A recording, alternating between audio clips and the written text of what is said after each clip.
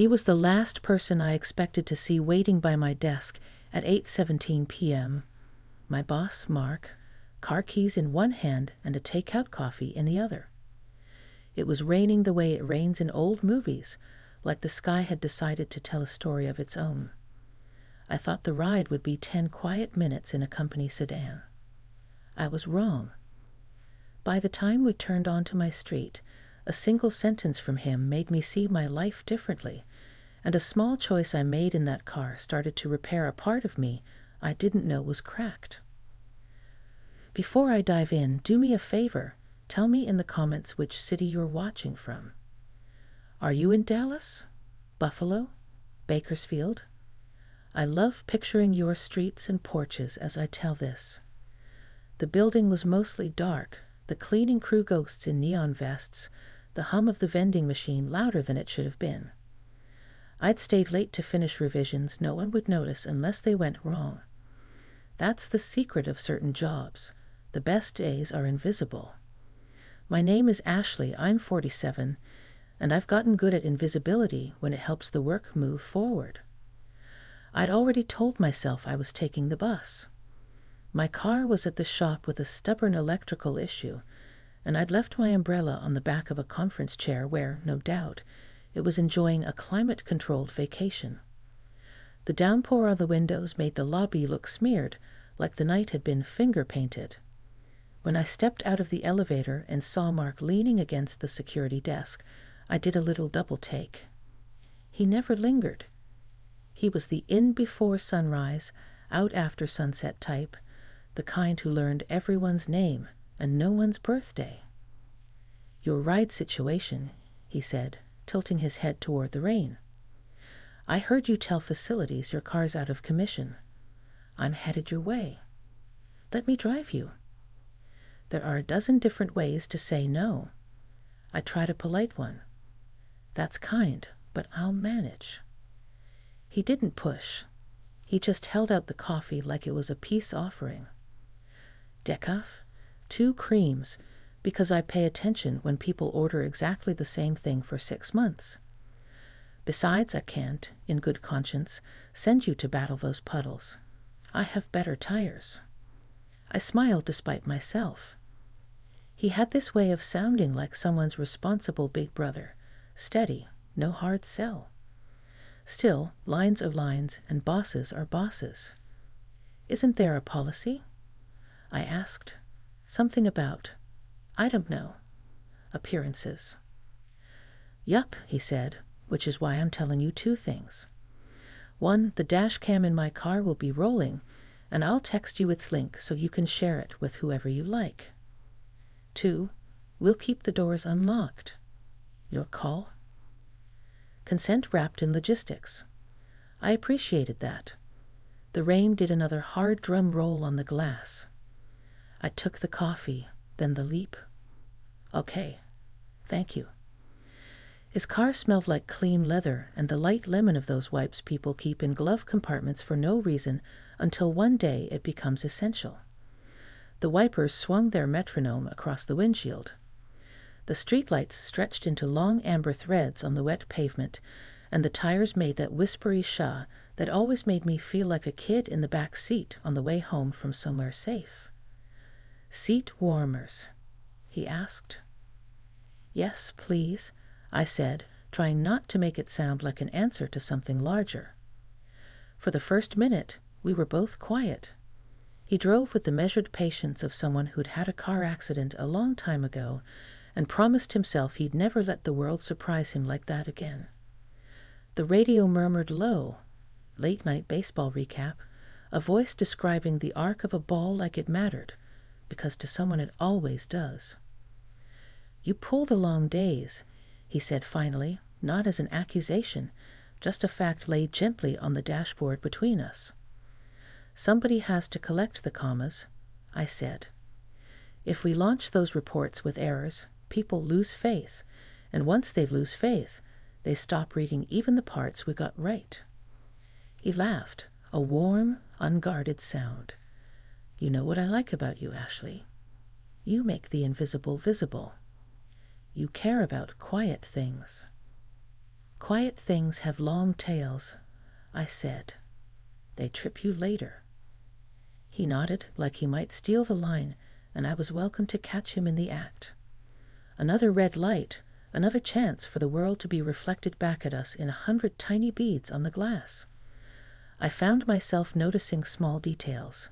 The way his hands rested at 10 and 2, the faint scar under his jaw he probably got as a boy, the way he checked the rear view not obsessively but faithfully, like keeping a promise to every car behind us.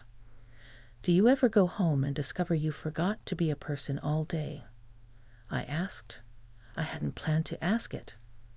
The words just came, slippery and honest. You did good work, but you didn't speak to your own life. All the time, he said. I usually realize it when I open the fridge and stare at a bag of baby carrots like they're going to share their wisdom. The carrots never speak. Rude, I said, and we both laughed. At the next intersection, floodlights bounced off a construction site, and the rain turned to silver needles. He took a longer route to avoid a flooded underpass, apologizing like it was his fault. The city engineers never met a storm they respected. We passed a diner that still had its neon OPN humming. I thought of how many coffee cups had been warmed there for the price of telling the waitress her name. You have family nearby? He asked. My son's in his first year upstate, I said. And I've got a small apartment with a stubborn window. Separation finalized last winter. We were married a long time, which means separating was like untangling a necklace you can't see clearly anymore. How about you? My sister's in Ohio. Dad passed 5 years ago, and Mom's in a place with good chairs and better nurses. I visit, and we watch old westerns. She flirts with the actors as if they can hear her. That sounds sweet, I said, feeling a door open between us to a room with soft light. She earned it, he said. 54 years of teaching fifth graders fractions and kindness. She calls me Mark Anthony when she's in a generous mood, and Mr. Late for dinner when she's not. We'd hit that stretch of road where the asphalt hum aligns with your heartbeat. The rain eased, and the city took a breath. The conversation did that too. Not a pause, exactly, more like a shift in key. I worry, I said, surprising myself again. Not about being alone so much. I worry I'll get so good at not needing anyone that one day I'll forget how to accept help without keeping score. He glanced over, quick but steady. Then take this ride as practice, he said. No tabs, no ledger. Deal, I said, and meant it. We rolled by a park where the swings creaked in the wind, empty as a question. He told me about his first job detailing cars at a dealership where the boss taught him to roll microfiber cloths instead of folding them because the edges scratch. I told him about the summer I learned to read a room from the back row, fixing slides minutes before a client walked in, knowing which executives were allergic to serif fonts.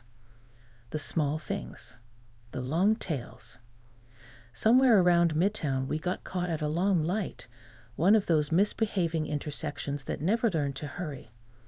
A man in a poncho darted between cars selling newspapers and hope. Mark rolled down his window and bought one, then tucked a 5 under the plastic wrap stack and told the guy to keep dry. It was so casual I'm not sure he remembered doing it 2 minutes later. But I did. Little ledger entries like that write themselves into you. Can I ask you something borderline risky? I said when we turned onto a tree-lined street whose leaves shone like varnished pennies. I'll give you a borderline honest answer, he said. Do you ever think about whether this is it?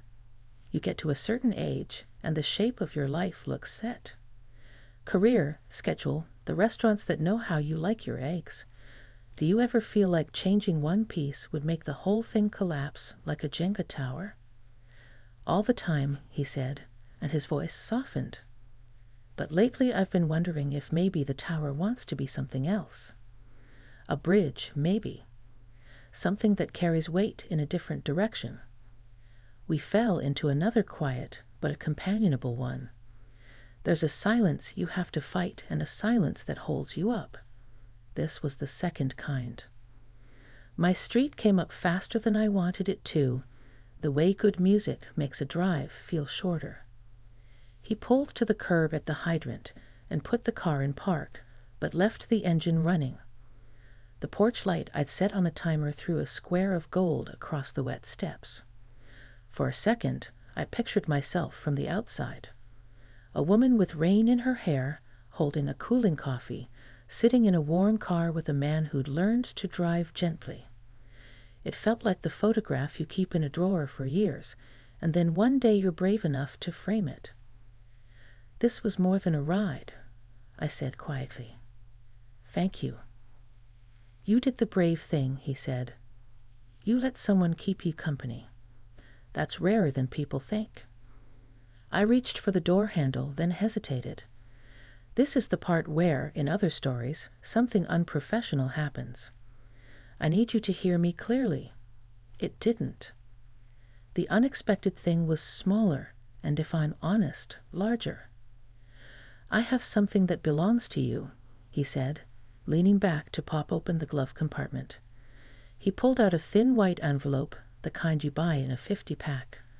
My name was on the front, written in my own handwriting. My stomach did a little elevator drop. "How?"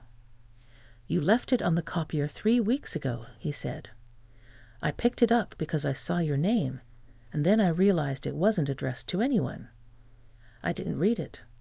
I'm not a saint, but I try to act like one 3 times a week. I meant to return it, and then the days got loud." I remembered the envelope all at once. A letter I'd started to myself after a rough meeting, a list of things I wanted to remember, not to send. The idea had embarrassed me the next morning, and I'd convinced myself I'd tossed it. The fact that it existed, quiet, intact, felt like seeing a lighthouse I didn't know was still lit. "Why didn't you just put it on my chair?" I asked. "Because the day I picked it up I also made another decision," he said, and then he stopped, choosing his next words like careful cargo. "I filed paperwork that changes what I am to you. It goes into effect at the end of the week. I wanted to tell you in person." The envelope felt connected. The rain had softened to a mist, a gentle applause. I could hear my upstairs neighbor's TV through an open window, an old Sinatra song, I think something about 2:45. For a strange second I had the sense that time had stretched, giving me a little more room to consider the shape of my life. He held the envelope out to me. I didn't take it yet. We were at that moment on the threshold of one thing and another, and I wanted to stand there long enough to understand it. My hands were warm from the seat heater. My heart was steady. I thought of all the times I'd rushed through endings and beginnings like they were the same thing. "What decision?" I asked, not moving, breath quiet so the answer would have a place to land. "In a minute," he said, and there was no power in it, just care. "If you want to know." I looked at him, then at my name scrawled in my own slanted capitals on the paper, and felt a surprising wave of relief. Not the dramatic kind you see in movies, no fireworks, no strings, but the kind where the air in your lungs finally has room. I reached for the envelope. My fingers touched his for an instant, and we both took it as the simple human contact it was, nothing more, nothing less, respectful as a handshake at a church door. "Okay," I said. "Tell me." And that's where the ride ended and something else began, right there at the curb, the porch light glowing, the rain deciding whether it wanted to leave us alone. When I stepped out of Mark's car that night, envelope clutched in my hand, the rain had slowed to a mist that clung to my hair like a secret. I thought that was the end of the story. A kind gesture, a ride home, a surprise return of something I thought I'd lost. But the truth was, the ride wasn't the end at all. It was the start of something I didn't see coming, and it carried me into places I hadn't dared to imagine. Inside my apartment, I placed the envelope on the counter, almost afraid to touch it again. The refrigerator hummed in the background, steady and indifferent, as I stood staring at my own name written in my own handwriting. A strange mirror. For a long time, I busied myself with little things, putting the kettle on, folding the dish towel, checking my son's framed photo by the window. But every glance circled back to that envelope. When I finally tore it open, the words leaped at me. Jagged handwriting in places, tender in others. It felt like reading the diary of a stranger who happened to share my skin. I had written about the loneliness I carried like a second coat. I had written about wanting to be seen again, not for the work I did, but for the person I was. And I had written a line I barely remembered. I don't want to vanish quietly. I want to matter, even if no one expects it. I folded the paper back into its envelope and pressed it to my chest. Tears didn't come, at least not then.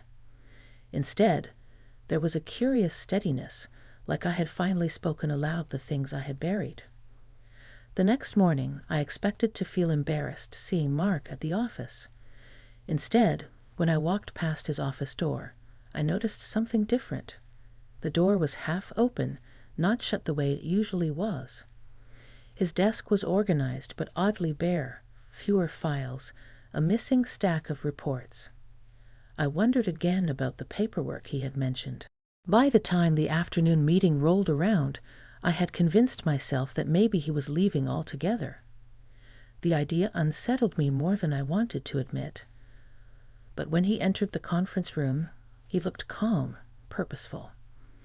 After the usual updates were given, he cleared his throat and said, "I want to share some news. Effective Friday, I'll be stepping into a new advisory role. I'll still be around, but Ashley will be taking on more responsibility for our department's day-to-day." For a moment, the air left my lungs. The room erupted in polite applause. Faces turned toward me, some smiling, some curious, all expecting. My cheeks flushed hot. I wanted to shrink back, to disappear under the table. But then I remembered my own words from the letter. I don't want to vanish quietly. Later, after the meeting ended and the others left, Mark approached. "I didn't want you blindsided," he said. "You're ready, even if you don't believe it yet. I'll be here, but this is your time to stand at the front." I wanted to argue, to insist I wasn't ready, but the words stuck in my throat. Instead, I just nodded, feeling both terrified and strangely alive. The following week blurred into late nights, stacks of reports, and constant problem-solving. I felt as though I had been dropped into deeper water, but somehow I was swimming. Mark checked in at the right moments, never hovering. Sometimes he'd leave a cup of coffee on my desk without a word. Other times he'd stop by in the evening just to ask, "How are you holding up?" Always respectful, always steady. One evening, after most people had gone, I caught myself staring out at the city lights reflected in the glass windows. My phone buzzed. A text. "Outside if you want a lift. No pressure." I hesitated only a moment before replying, "Yes, please." Sliding into the passenger seat felt less strange this time. More familiar, even safe. The rain was gentler, tapping against the roof like a quiet drummer. For several minutes, neither of us spoke. It wasn't uncomfortable. It was the kind of silence that feels shared, like sitting beside someone on a porch watching fireflies. Finally, I said, "I read the letter." His eyes flicked toward me, then back to the road. "And I think I was writing to the version of myself I was afraid I'd never become," I said softly. the one who says yes to help, the one who takes up space without apologizing. You already are her, he said. You just needed to believe it. The words landed gently but powerfully, like stones dropped into water, rippling outward. We drove past the diner with its neon sign glowing against the rain, past the park where the swings creaked in the wind. Mark told me about his mother again, about how she still teased him when he visited. I shared stories about my son, about the pride and worry that twisted together inside me every time I got a text from him. Our words wove together into something that felt like trust. When we reached my building, I didn't reach for the door right away. I sat there, listening to the soft hiss of the wipers. Do you know what scares me the most? I asked. What? That I'll get so used to carrying everything on my own that when someone finally offers to share the weight, I won't know how to let them. He looked at me then, not too long, but long enough. Ashley, letting someone help you isn't weakness. It's courage. And if you forget that, I'll remind you. I smiled, though my eyes burned with unshed tears. That's a dangerous promise. Then it's one I'm willing to keep, he said. I stepped out into the misty night, the envelope still tucked safely in my bag. The porch light threw its golden glow across the wet steps, just as it had before. But something inside me had shifted. The ride home wasn't just about kindness anymore. It was about possibility, about bridges instead of towers. As I climbed the steps, I realized I didn't feel invisible. For the first time in years, I felt seen. And I carried that with me into the quiet of my apartment, into the days and weeks ahead, knowing that sometimes the smallest choices, a ride, a conversation, an envelope, can open the door to a whole new way of living.